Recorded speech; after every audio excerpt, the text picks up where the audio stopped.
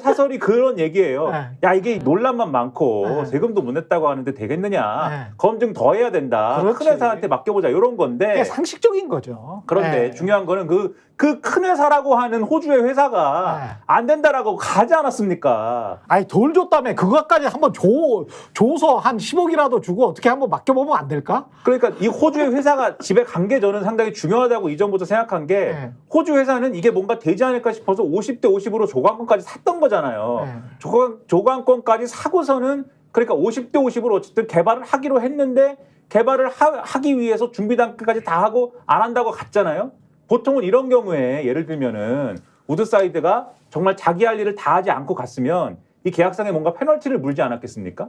50% 어쨌든 조강권을 확보해가지고 한다고 한 사업인데 석유공사랑 같이 한다고 한 사업인데 근데 석유공사가 하는 얘기는 페널티가 없었다는 거예요. 우드사이드에. 네. 그 우드사이드는 할 만큼 한 거거든요. 그렇죠. 할 만큼 하고 털고 가는 거기 때문에 요거는 분명히 그 호주 최대 석유회사는 가망성이 크지 않다라고 판단했다라고 볼 수밖에 없고 오늘 한국일보라든지 이런 언론 보도를 보면은 석유공사에 돈이 없대요. 아 당연히지. 돈이 없어갖고 네.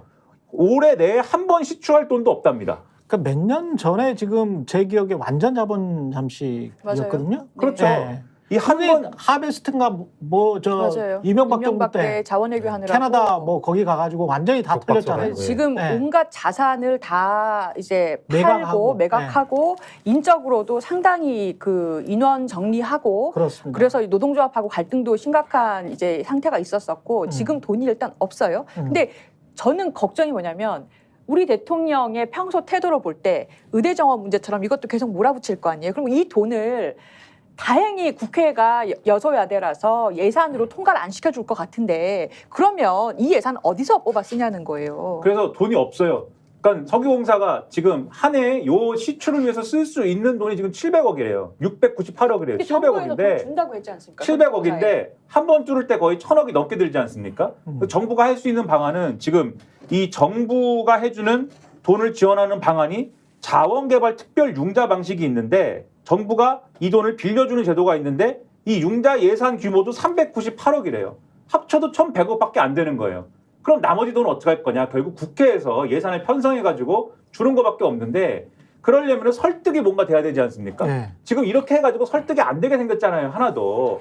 국회에서 기대해 볼 게 지금 변호사님 말씀대로 없고 그러면 남은 석유공사의 입장에서 남은 방법은 이런 구도에서 남은 방법은 다른 회사를 데려와가지고 같이 개발하자고 하는 방법밖에 없을 텐데 같이 개발합시다 이렇게 하는 방법밖에 없을 텐데 그러려면은 그렇게 다른 회사를 정보를 설득하려면 다 공개를 해야지 그 회사들에게. 그렇기도 하거니와 네. 그렇게 설득하려면 이 광고가 무지하게 유망하고 무지하게 많이 그렇지. 나온다라고 얘기를 해줘야 될 필요성이 있는데 논란이 이렇게 막 확산되지 않았으면 아마도 아브레우 박사가 그걸 해줄 적임자였을지도 모릅니다. 아니.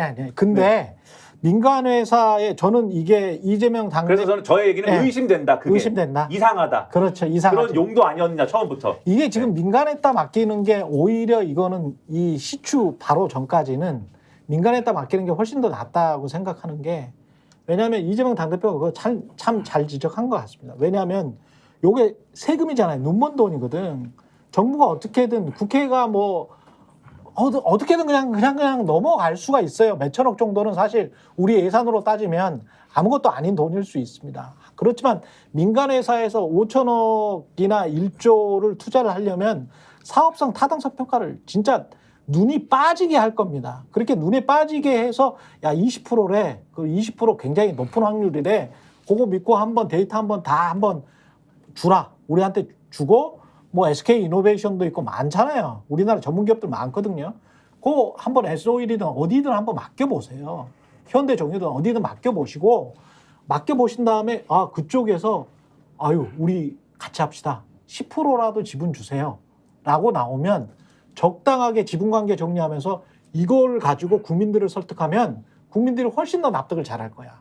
왜냐하면 지난번에 우리가 맥쿼리였습니까? 이명박 정부 때 맥쿼리가 무슨 주요 도로랄지 이런 것들 싹 먹었잖아요.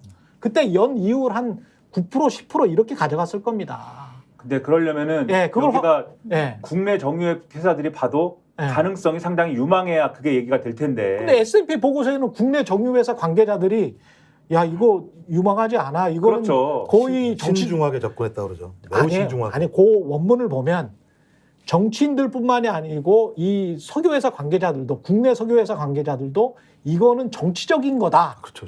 요렇게 그냥 그렇게 그냥 인터뷰를 해놔버렸어. 그리고 맥커리 얘기가 나와서 말씀인데 그 당시에 네. 그 민자 사업을 맥커리에게 여러 군데를 주고 그 그렇죠. 지자체들이 상당히 손해를 많이 봤어요. 그렇죠. 그 계약서를 보면 문제가 뭐냐면 실제 그 도로의 이용료가 얼마가 나오든 간에 일정 수익을 보장해주는 조항이 들어가거든요. 맞습니다. 그래서 맥커리는 그냥 땅 짓고 헤엄치기로 시간만 지나면 돈을 벌었어요. 그렇지. 이게 걱정되는 부분이에요. 그러니까 요 석유 시치 같은 경우도 얼마가 나오면 지금 대통령이 말한 대로 20%뭐 유망하다니까 2천조 유망하다고 하니까 2천조가 나오면 당신들이 어떻게 가져가고 뭐 이런 식으로 만약에 해서 민간업체가 들어온다면 국민들이 납득할 거라는 거지. 그래서 제가 거기서 네. 다시 시간을 좀 되돌려서 또 말씀드리는 게 예.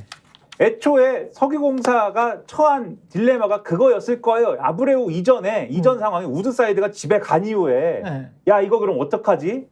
이게 아니었을까가 저의 의심이에요. 맞아. 이거 어떡하지? 근데 국내 정유사나 또는 다른 회사, 다른 해외 회사나 고개 갸우뚱하면서 그렇죠. 안 될 것 같은데 네. 우린 돈이 없고 그러면 여기에 가능성이 크다고 얘기를 해야 되는데 네. 가능성이 크다고 누군가 와가지고 얘기를 해줘야 그걸 근거로 해서 그게 국내 정유사든 해외 다른 회사든 설득을 할 거 아닙니까? 그렇죠. 그러기 위해서 아브레오 박사님께서 오신 게 아닌가. 예. 이게 뭔가 이상한 고리가 있는 게 아닌가 의심. 아브레오 박사가 픽된 거야. 선택 저만의 의심, 근데 뇌피셜. 그러면 더 문제인 거죠. 뇌피셜 의심. 엄청 그러니까 문제입니다. 그러니까 조사를 하기 이전부터 네. 그런 가능성들을 그 사람이 얘기를 했다라고 하는 거 전제가 안 되면 그렇죠. 선택에 맡길 수 없는 거니까 네. 조사 없이 발언된 내용들을 가지고 뒤에 맞춰가지고 한 거잖아요. 그러면 그 계산 자체가 틀릴 수 있다라고 하는 거 전제라는 거죠. 이렇게 의심할 수밖에 맞아요. 없는 네. 게 저만의 2023년 의심. 네, 의심. 아니 꼭 그렇지는 않습니다. 그렇게 추정할 수밖에 없는 게 2023년 2월에 지금 용역을 맡겼다는 거 아니에요? 그리고 12월에 나왔다는 건데 그 이전에 나온 것 같긴 합니다만 그 기간 10개월이 너무 짧다라고 전 대한지질학회 학회장이 이야기를 하는 거예요 지금. 그 기간이 탄성파를 가지고 그걸 데이터를 분석하기로는 그건 너무 짧다. 너무 짧다. 그래서 이 짧은 기간에 아브레오 박사가 뭘 했는지 혹시 정말 입맛에 맞춘 조사 결과 보고서를 적당하게 내놓은 게 아닌지 본인이 빠져나가기 적당하게만. 그래서 리스크가 없는 게 20%다. 그다음에 그렇지. 최종적으로는 뚫어봐야 한다라고 본인이 얘기했잖아요. 아니 본인은 실패 확률은 또 80%라고 했거든. 그러니까 뚫어봐야 안다. 그러니까 그 전까지 아브레이는 아무런 잘못이 없는 거예요. 그렇죠. 뚫었는데 나오면 좋겠지만 안 나오면 이건 제가 볼 때 이건 그냥 그 산수야 수학이야라고 얘기가 끝나버리는 거죠. 예, 그러면 정부도 쟤 때문이야라고 얘기하면 끝나는 거겠죠. 그렇죠. 모를 수가 없죠. 계약 관계를 우리가 모르니까 정확하게. 그리고 아브레오가 말한 것과 대통령이 말한 거의 뉘앙스 차이가 너무 많이 나. 맞아요. 예, 대통령은 매우 높다. 막대한 양해. 이거를 강조하면서 이야기를 했거든요. 가능성이 매우 높다. 근데 아브레오는 실패할 확률도 80%다. 이렇게 이야기를 했거든요. 그러니까 앞뒤가 너무 다른 것이죠. 스픽스는 말하는 언론입니다. 대세는 유튜브, 그중에서 스픽스. 좋아요, 댓글, 구독, 알림 설정. 여러분이 저희를 사랑해 주시고 우리가 여러분을 사랑하는 4가지 방법입니다.